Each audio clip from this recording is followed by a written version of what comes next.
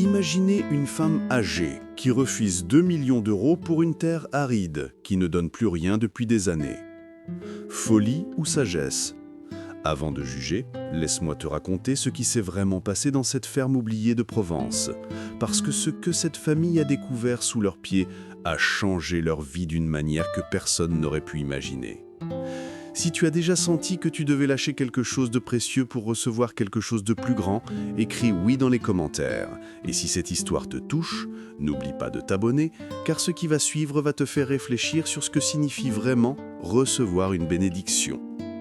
Maintenant, laisse-moi te ramener au début, quand tout semblait perdu et qu'une simple plante sauvage allait révéler un secret enfoui depuis des générations. Le vent du matin portait encore l'odeur du foin coupé lorsque Marguerite ouvrit les volets de la vieille ferme. Ses mains, marquées par les années de labeur, tremblaient légèrement en touchant le bois usé. À 63 ans, elle portait sur ses épaules le poids d'une vie entière de sacrifices, de prières silencieuses et d'espoirs déçus. La ferme des Beaumont, nichée au cœur de la campagne provençale, n'était plus que l'ombre de ce qu'elle avait été. Les champs qui s'étendaient autrefois à perte de vue, remplis de lavande et de tournesol, étaient maintenant en friche. Les vignes que son défunt mari, Henri, avait plantées avec tant d'amour il y a 40 ans, séchaient sous le soleil implacable. « Maman, tu devrais venir manger » appela son fils Thomas depuis la cuisine. Sa voix portait cette lourdeur particulière que Marguerite avait appris à reconnaître le découragement. Thomas, 38 ans, était revenu vivre à la ferme après avoir perdu son emploi à Marseille. Son divorce l'avait laissé sans rien, si ce n'est une petite valise et un regard vide. Il passait ses journées à réparer ce qui pouvait l'être, mais ils savaient tous les deux que la ferme glissait inexorablement vers la ruine. Marguerite descendit l'escalier, chaque marche craquant sous ses pas comme un soupir. Dans la cuisine, l'odeur du café remplaçait à peine celle de l'humidité qui imprégnait les murs. Thomas était assis devant la table en bois massif, celle où 3 générations de Beaumont avaient partagé leurs repas, leurs rires et leurs larmes. « J'ai reçu une autre lettre de la banque, » dit-il sans lever les yeux. « Il nous donne 3 mois. » Il était devenu un homme brisé, cherchant refuge dans les ruines de son enfance. « Ton père disait toujours qu'une terre ne meurt jamais vraiment, » murmura Marguerite, sa voix presque un souffle. Elle attend simplement le bon moment pour renaître. Henri avait été un homme de foi, pas seulement en Dieu, mais en la bonté des gens, en la générosité de la terre, en la justice du temps. Il avait travaillé jusqu'à son dernier souffle, convaincu que ses efforts seraient récompensés. Mais la vie en avait décidé autrement. La maladie l'avait emporté 3 ans plus tôt, laissant derrière lui une montagne de dettes et une femme au cœur brisé. Marguerite avait tenté de continuer seule, mais la ferme était trop grande, le travail trop dur, et le monde moderne n'avait pas de place pour les vieilles méthodes. Après le petit déjeuner silencieux, Marguerite sortit marcher dans les champs. C'était son rituel quotidien, sa façon de parler à Henri, de chercher des réponses dans le bruissement des herbes folles et le chant des cigales. Elle s'arrêta près de l'ancien puits, celui qui ne donnait plus d'eau depuis des années. Henri avait toujours promis de le réparer. Mais le temps avait manqué. Tout manquait toujours. Le temps, l'argent, la force. Assise sur la margelle en pierre, Marguerite ferma les yeux et laissa le soleil réchauffer son visage. Dans le silence de la campagne, elle entendit les souvenirs. Les rires de Thomas enfant courant entre les rangs de lavande, la voix d'Henri chantant en vendangeant, le tintement des cloches de l'église du village lors de leur mariage. Puis, un bruit inhabituel la tira de sa rêverie, un craquement, puis un autre. Marguerite ouvrit les yeux et vit quelque chose d'étrange, une fissure dans la terre près du vieux puits, une fissure d'où jaillissait une mince tige verte, fragile mais déterminée. Elle s'agenouilla, ses genoux protestant contre les pierres, et toucha délicatement la pousse. C'était un plant de vigne sauvage, surgissant de nulle part, défiant la sécheresse et l'abandon. Quelque chose se réveilla dans son cœur. Ce n'était pas grand-chose, à peine un murmure, mais c'était là, l'espoir. Marguerite ne savait pas encore que cette petite pousse était le premier signe, que dans les jours à venir, une suite d'événements improbables allait bouleverser leur vie, que les bénédictions, parfois, se cachent dans les endroits les plus inattendus, attendant patiemment qu'on soit prêt à les recevoir. Elle resta là, à genoux dans la poussière, les mains jointes, non pas en prière, mais en reconnaissance silencieuse envers ce mystère qu'est la vie. Le voyage venait de commencer. La vigne avait trouvé de l'eau, peut-être qu'il y avait encore de l'espoir. Les jours suivants transformèrent leur routine. Thomas creusait chaque matin, ses mains formant des ampoules puis des cales. Marguerite passait des heures à observer la petite vigne, qui, mystérieusement, semblait pousser plus vite que nature. Chaque jour apportait de nouvelles feuilles, comme si la plante elle-même portait un message. N'abandonnez pas. C'est le jeudi suivant qu'arriva la première visite inattendue. Un vieux camion poussiéreux s'arrêta devant la ferme. Un homme en descendit, la soixantaine, le visage tanné par le soleil, portant un chapeau de paille usé. Il avait quelque chose de familier, mais Marguerite ne parvenait pas à le situer. « Madame Beaumont ?» demanda-t-il, retirant son chapeau. « Je suis Pierre Valois. Je ne sais pas si vous vous souvenez de moi. » À l'intérieur, un titre de propriété et une lettre manuscrite. Marguerite reconnut immédiatement l'écriture, celle d'Henri. Les mains tremblantes, elle lut. « Mon cher ami Valois, si tu lis ces lignes, c'est que je ne suis plus là. Il y a 20 ans, quand tu m'as prêté l'argent pour sauver la ferme, je t'ai donné en garantie la parcelle du Nord, celle avec le vieux puits. Tu as toujours refusé de la prendre, mais légalement, elle t'appartient. Je te demande aujourd'hui, au nom de notre amitié, de la restituer à Marguerite. Elle en aura besoin. Sous le puits, il y a plus que de la pierre. Creuse profond. Henri, que voulait-il dire par « il y a plus que de la pierre » ? Marguerite tenait la lampe, son cœur battant au rythme des coups de pioche. Pierre était resté pour aider, comme si une force invisible l'avait retenu là. À minuit, la pioche heurta quelque chose de différent. Pas de la pierre. Un son creux. Ils creusèrent encore, leurs mains saignantes, leurs vêtements trempés de sueur. Et soudain, un jet d'eau jaillit du sol. Mais ce n'était pas de l'eau ordinaire. Elle était chaude, presque brûlante, et portait une odeur minérale caractéristique. « Une source thermale », murmura Pierre, incrédule. « Votre mari le savait. » Ses racines descendaient directement vers la source, comme si elle avait toujours connu le chemin. Thomas regarda sa mère, puis Pierre, puis l'eau qui coulait maintenant en ruisseau. « Qu'est-ce qu'on fait maintenant ? Pas pour l'argent, mais pour honorer la mémoire de nos pères. Que cette découverte attirerait la convoitise, testerait leur foi, et les forcerait à choisir entre la richesse facile et la fidélité à leurs valeurs. Les bénédictions, comme elle allait bientôt l'apprendre, viennent rarement seules. Elles amènent avec elles des choix qui révèlent qui nous sommes vraiment. En moins d'une semaine, la ferme des Beaumont était devenue le sujet de toutes les conversations. Certains se réjouissaient pour Marguerite, d'autres murmuraient avec jalousie, mais tous observaient avec attention. Le maire du village, M. Duchamp, fut le premier à se présenter officiellement. Il arriva dans une voiture noire, luisante, accompagné d'un homme en costume gris, qu'il présenta comme un investisseur de Paris. « Madame Beaumont ?» commença Duchamp avec un sourire trop large pour être sincère. « Quelle merveilleuse découverte! Vous imaginez ce que cela pourrait signifier pour notre village ?» L'investisseur, M. Beauchamp, prit la parole. « Madame, je représente un groupe hôtelier qui serait très intéressé par votre propriété. Nous sommes prêts à vous offrir 2 millions d'euros. Cash. Vous pourriez enfin vivre confortablement, sans souci. » C'était la fin des dettes, la sécurité, la possibilité de tout recommencer ailleurs.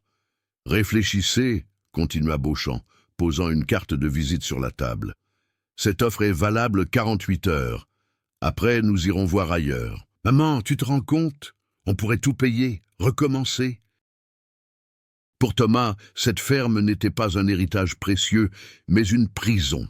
Cette nuit-là, Marguerite ne dormit pas. Elle marchait dans la maison obscure, touchant les murs, les meubles, chaque objet qui portait la mémoire de sa vie.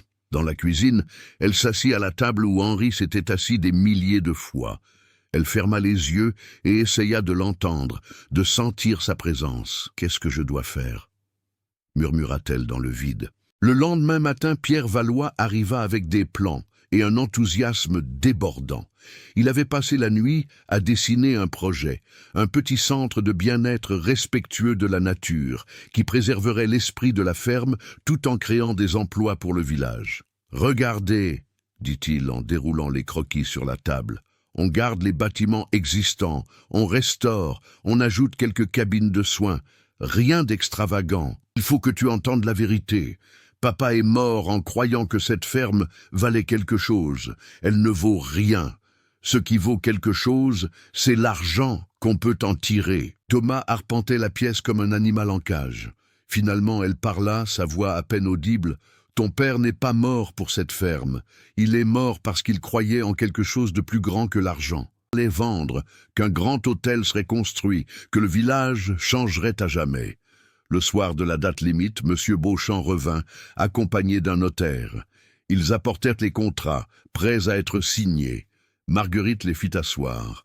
Elle regarda Thomas, qui détournait les yeux, incapable de soutenir son regard. Elle pensa à Henri, à ses mains calleuses, à sa foi inébranlable. Elle pensa à la petite vigne qui avait poussé contre toute attente, montrant le chemin. Puis elle prit une décision qui changerait tout. « Messieurs, dit-elle d'une voix claire, merci pour votre offre généreuse. Cette terre n'est pas à vendre. » Et Marguerite, seule dans la ferme silencieuse, pleura pour la première fois depuis la mort d'Henri. Elle avait choisi la terre contre son propre fils. Avait-elle eu raison? Elle parlait à voix haute parfois, espérant qu'Henri puisse l'entendre, lui dire qu'elle n'avait pas eu tort. Mais c'est Pierre qui vint briser sa solitude. « Vous n'êtes pas seul, » dit-il simplement, arrivant un matin avec des outils et une détermination tranquille. « Si vous me le permettez, je vais vous aider, pas pour l'argent, pour l'honneur. » Pierre apportait son expertise, Marguerite sa connaissance de la terre. Ils nettoyèrent la source, construisirent un petit bassin en pierre naturelle, restaurèrent les vieux bâtiments avec respect et patience. Le village observait, d'abord avec scepticisme, puis avec curiosité. Certains vinrent offrir leur aide. Marie, l'ancienne institutrice à la retraite, proposa de créer un petit jardin de plantes médicinales autour de la source. Le jeune Lucas, qui avait étudié le tourisme mais ne trouvait pas de travail, offrit de gérer les réservations. « Pourquoi faites-vous cela ?» demanda Marguerite à Marie un après-midi, alors qu'elles plantaient de la lavande ensemble. La vieille femme sourit. « Parce que vous nous rappelez ce que nous avons oublié, que tout ne s'achète pas, que certaines choses méritent d'être préservées. » Les gens disaient se sentir apaisés, reconnectés, comme si la terre elle-même leur parlait. Les réservations commencèrent à affluer, d'abord du village, puis des villes voisines, puis de plus loin encore. Marguerite travaillait du matin au soir, mais ce n'était plus le labeur désespéré d'autrefois, c'était un travail rempli de sens, chaque geste porteur d'intention. Elle accueillait les visiteurs avec une chaleur authentique, leur racontant l'histoire de la ferme, de la petite vigne qui avait montré le chemin, de la foi d'Henri. Un soir d'automne, alors que les premières pluies rafraîchissaient l'air, Marguerite était assise près du bassin thermal, regardant la vapeur s'élever dans le crépuscule. Pierre vint s'asseoir à ses côtés. « Vous aviez raison, » dit-il doucement. « Certaines choses n'ont pas de prix. » Marguerite ne courut pas vers lui. Elle resta immobile, attendant, son cœur battant si fort qu'elle pensait qu'il allait exploser. « J'ai essayé de vivre autrement, » continua Thomas, les larmes coulant librement. « J'ai pris un travail à Lyon, un bon salaire, un appartement, tout ce que je pensais vouloir, mais chaque nuit, je me réveillais vide, comme si j'avais vendu plus que la ferme, comme si j'avais vendu une partie de moi-même. »« C'est à nous, » répondit Marguerite, « si tu veux rester. » Ce soir-là, autour de la vieille table en bois, Marguerite, Thomas et Pierre partagèrent un repas. Ils parlèrent de l'avenir, des projets, des rêves, mais surtout, ils parlèrent de gratitude. « Vous savez ce que j'ai compris ?» dit Thomas, regardant la flamme de la bougie danser. « Les bénédictions n'arrivent pas quand on les attend. Elles arrivent quand on est prêt à les recevoir. Et parfois, on doit traverser le désert pour apprécier l'eau. » Mais Marguerite riait doucement quand on parlait de miracles. « Ce n'est pas l'eau qui guérit, » disait-elle aux visiteurs. « C'est ce que vous apportez avec vous, l'intention de guérir. la volonté de lâcher prise, le courage de croire. Elle avait la quarantaine, le regard éteint, les épaules voûtées sous un poids invisible. Elle s'appelait Sophie et venait de perdre son entreprise, son mariage et, comme elle le confia à Marguerite, sa raison de vivre. « Je ne sais plus qui je suis », murmura-t-elle, assise au bord du bassin thermal, ses pieds dans l'eau chaude. « J'ai passé 20 ans à construire quelque chose, et en un instant tout s'est effondré. À quoi bon continuer ? Mais elle savait quelque chose que nous, humains, oublions souvent, que sous chaque désert coule une rivière invisible. Elle a juste eu la foi de plonger ses racines assez profond. La loi de la vie, ce que vous avez perdu n'était peut-être que l'écorce, le cœur est toujours là. Je suis venu ici chercher des réponses, mais j'ai trouvé quelque chose de différent. J'ai trouvé la paix de ne pas avoir toutes les réponses. » Elle ouvrit la fenêtre, laissant entrer l'air doux de la nuit provençale.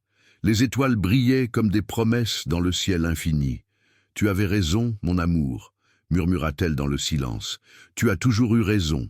La terre ne meurt jamais. Elle attend simplement le bon moment, comme les bénédictions, comme l'amour, comme la foi. » Elle pensa au moment où elle avait failli tout perdre, où son propre fils l'avait quittée. Et elle pensa à maintenant. La ferme prospère, la famille réunie, les vies touchées. Les bénédictions arrivent quand on cesse de les chercher, dit une voix derrière elle. Elle se retourna. Thomas se tenait dans l'embrasure de la porte, une expression de profonde sérénité sur le visage. « Elles arrivent quand on fait la paix avec le présent, » continua-t-il, « quand on arrête de fuir la douleur et qu'on accepte qu'elle fait partie du chemin.